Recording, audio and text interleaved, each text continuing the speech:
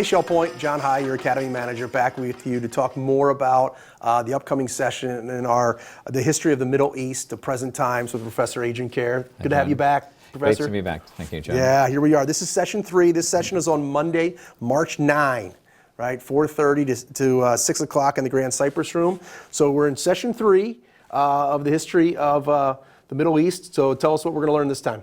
Well, we're moving on from the time when the Roman Empire in the East was collapsing, because the great power in the Middle East now are the Ottoman Turks.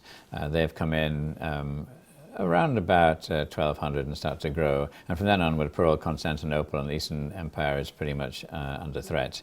And then Constantinople actually falls around about 1400, excuse me, and that means that the Ottoman Turks are now in control of everything from Vienna through to Egypt, through to Iran.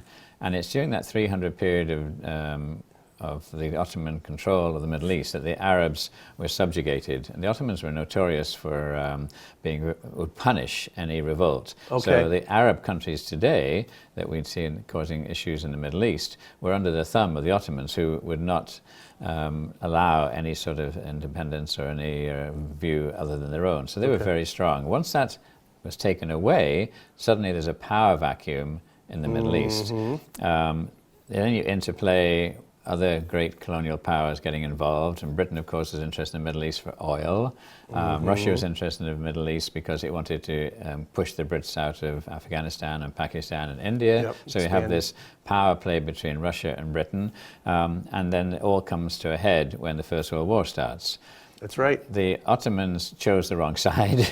They sided with Germany, and the First World War history, of course, in the Middle East is fascinating because you have these larger-than-life figure of Lawrence of Arabia, who is an archaeologist from Oxford University, who happened to be in the right place at the right time, and he was asked to work with General Allenby to try and chip away at the Ottomans supporting Germany in the Middle East. And the story of Lawrence of Arabia has been covered by the wonderful film by David Lean, where he attacks the Ottoman Turkish railway, and he electrifies the Arabs to fight with him, and so eventually they move up and take Damascus, and then the end of the First World War. Here lies the problem, because we're now talking 1917, 1918, and he had promised the Arab fighters who'd fought with all these years that they would be able to inherit some of the lands in the Middle East once the Ottomans had been displaced. Unfortunately, the great powers of Russia, France, and Britain didn't see it that way, and they carved up the Middle East, as you know, from 1918 onwards. And the concept of independence then was just a matter of time. And so we finish off with the view after the Second World War that the Jewish people had suffered so much during the Second World War that wouldn't it be appropriate if they had their own homeland? And the first place they were offered was Uganda, which was declined, and of course they wanted Jerusalem.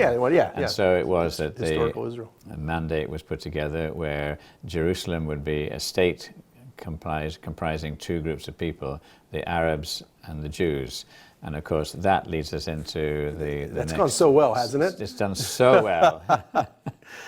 So we finish off at that point. So that gets us to 1948 with the creation of modern Israel. So, well, this is just session 3. Shell Point. And so you want to make sure you're here for this series. And this is Monday, March 9, starting at 4:30 in the Grand Cypress Room. So even if you haven't been to the other sessions, I would encourage you to start and jump in on this one and sign up through our concierge desks. Look forward to see you there.